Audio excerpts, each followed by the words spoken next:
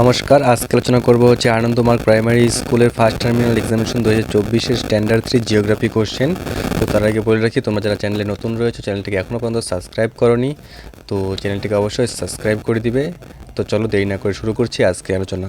তো দেখো, জিওগ্রাফিতে যে কোশ্চেনগুলি এসেছে, তো একের দাগে যে কোশ্চেনটি রয়েছে যে কোনো 10টি করতে বলা হয়েছে। এখানে একের কতে রয়েছে কত সপ্তাহে 1 বছর, এবং খ দাগে রয়েছে ঋতু কয়টি ও কী কী, আর গ দাগে রয়েছে বৃষ্টি কাকে বলে, আর ঘ দাগে রয়েছে ঘনীভবন কাকে বলে, উঙ নাম্বারে রয়েছে সূর্য থেকে আমরা কী কী পাই, আর চ নাম্বারে রয়েছে সূর্যের আলো পৃথিবীতে আসতে কত সময় লাগে, আর ছ নাম্বারে রয়েছে জ্যোতিষ্ক কাকে বলে, আর বর্গীয় জ নাম্বারে রয়েছে পৃথিবীর আকৃতি কেমন, ঝ নাম্বারে রয়েছে দিনের বেলা আমরা আকাশে কি দেখি, ইয় নাম্বারে আছে পৃথিবীর আকৃতির মডেল কি, আর ট নাম্বারে রয়েছে ভারত এশিয়া মহাদেশের কোন দিকে অবস্থিত।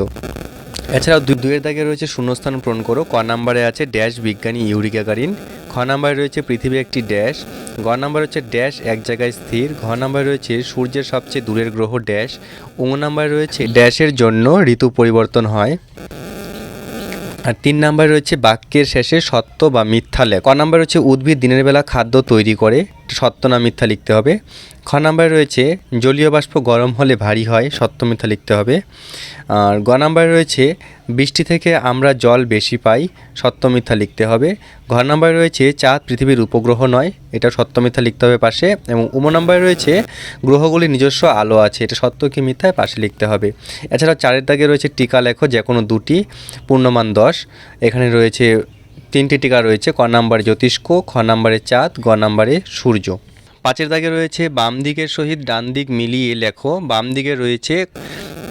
দিকে ক নাম্বারে রয়েছে সূর্য সবচেয়ে, খ নাম্বারে রয়েছে যাদের আলো স্থির, গ নাম্বারে রয়েছে জল ছাড়া কোনো প্রাণী, ঘ নাম্বারে রয়েছে পৃথিবী পশ্চিম থেকে পূর্ব দিকে, উঙ নাম্বারে রয়েছে বৃষ্টি কম হলে বা, ডান দিকে রয়েছে ক নাম্বারে বা উদ্ভিদ বাঁচতে পারে না, খ নাম্বারে রয়েছে না হলে খরা হয়, গ নাম্বারে রয়েছে কাছের গ্রহ বুধ, ঘ নাম্বারে আছে সূর্যের চারদিকে ঘুরছে, উঙ নাম্বারে রয়েছে তাদের গ্রহ বলে।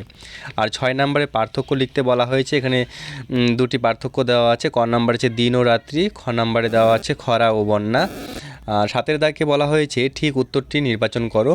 এখানে ক নাম্বারে বলা হয়েছে সূর্যের তাপে জল শুকিয়ে বরফ না বাষ্প হয়, খ নাম্বারে আছে ড্যাশ মাসে 1 বছর হয়, 30 না 12, গ নাম্বারে আছে পৃথিবীর বিশাল জলরাশিকে ড্যাশ বলে, ব্রেকেটে মহাদেশ না মহাসাগর, ঘ নাম্বারে আছে ড্যাশ ঘন্টায় একদিন হয়, 24 না 48, ও নাম্বারে গ্রহগুলি আলো পায় ড্যাশ থেকে, সূর্য না চাঁদ। 8-এর দাগে আছে নিচের দাগ দেওয়া অংশটি শুদ্ধ করে লেখো।